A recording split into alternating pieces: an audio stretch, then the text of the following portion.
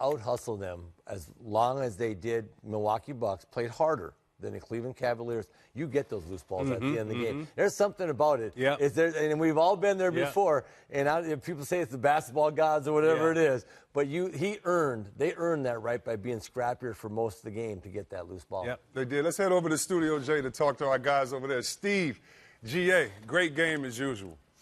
Oh, that was a lot of fun. You guys hit on a lot of it. We're going to talk a little bit about our player of the game and who we thought. From the Bucs standpoint, there was a few options. Obviously, Giannis is a guy you could go with. Chris Middleton also had a terrific game with a double-double, 18 and 10. You're totally right, but I think we're going with Eric Bledsoe, and the reason why is I looked at the fast break situation. I think they were a plus 21, the Bucs, and that was kind of led by all those guys, but that last play, Bledsoe just pushing the basketball, he's that X factor for them is you can draw a double team through the post, you can draw a double team like Kyle Korver coming off screens.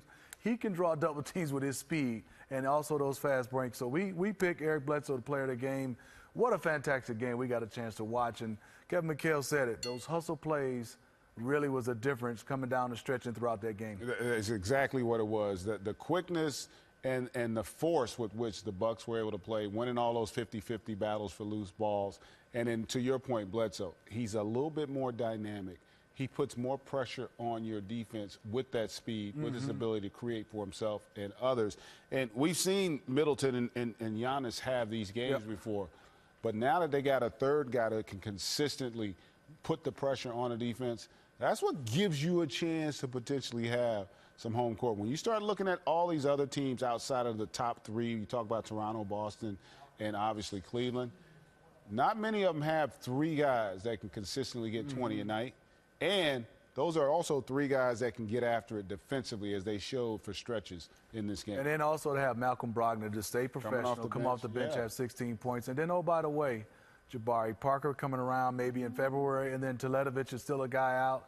This is a team that's just scary. And also the person who tweeted about Eric Bledsoe, Carlo_Sutra, he gets that players on. There you go. There you go. And I just got one last thing for the fellas over in the studio. Smitty. Players only, baby. 3D, baby. 3D. GA, no, GA. That's 203 times we said it tonight. I love you, GA, and I need a golf lesson because you're the man, but it's more like this. What you say? Stick up. Players only. It's a stick up. Hey, GA, Steve, hey, man, I love the way you guys do those games. We've all done games. I can only imagine how tough it is to do it in a different setting and all that, but y'all are fun to listen to, man. I'm just saying that truly as a fan, man. Great job as usual. Yes. We'll I appreciate you guys. next We having fun. We are. And happy birthday to the Hall of Famer, man. Happy birthday.